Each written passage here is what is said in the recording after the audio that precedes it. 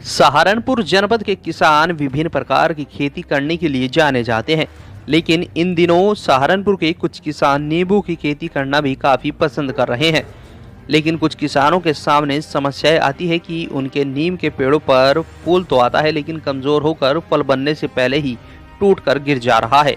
नींबू के फूलों के कमजोर होने के कई कारण हो सकते हैं, जिनमें पानी की कमी या अधिकता, तापमान में अचानक बदलाव, पोषक तत्वों की कमी और कीटों या बीमारियों का प्रकोप शामिल है। Calcium, boron, zinc sulphate, copper sulphate, यह कुछ तत्व ऐसे हैं जो नींबू की फसल के लिए काफी आवश्यक होते हैं।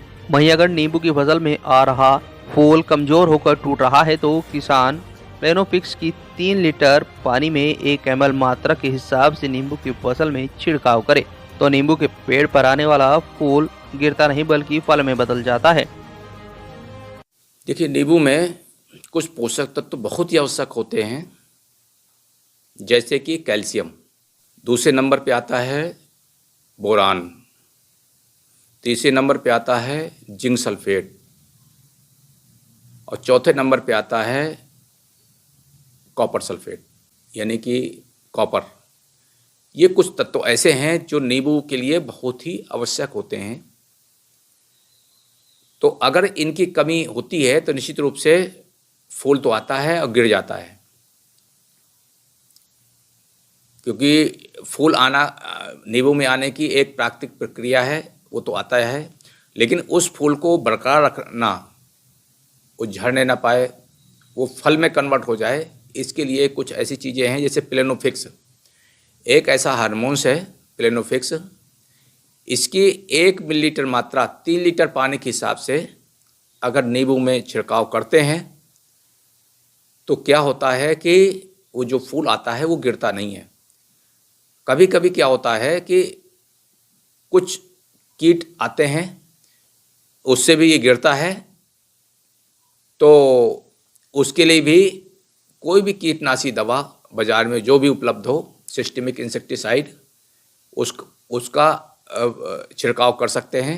लेकिन ये जो हमने प्लेनोफिक्स बताया, इसके साथ नहीं छिड़काव करना है, उसका छिड़काव अलग करते हैं। तो देखा जाता है कि अगर आप के खेत में पोषक तत्व कमी है, पौधे में धारियां बन रही हैं, हरी पीली बन रही हैं, और पौधों में पत्तियों में कहीं कहीं उभरे हुए धब्बे पड़ रहे हैं, जिसे कैंकर बीमारी भी कहते हैं, बैक्टीरियल से होता है। तो अच्छा उत्पादन लेने के लिए अच्छा यही है कि आप नीचे के हिस्से में जो थाला बना करके नीचे इसको प्रयोग करें, लगभग 100 ग्राम प्रति वृक्ष के हिसाब से, पौधे के हिसाब से। और जो पौधा लगभग 3-4 साल से ऊपर है उसमें 100 ग्राम प्रति वृक्ष के हिसाब से करना है, पौधे के हिसाब से। और ऊपर के हिस्से में एक कॉपर ऑक्सीक्लोराइड आता है, COC, उसका छिड़काव बीज में एक तो पुष्प अवस्था के पहले करना है, एक छिड़काव। उसके बाद जब फलत आता है तो एक छिड़काव करते हैं। अगर नहीं करते हैं तो उसमें चमक नहीं आती है।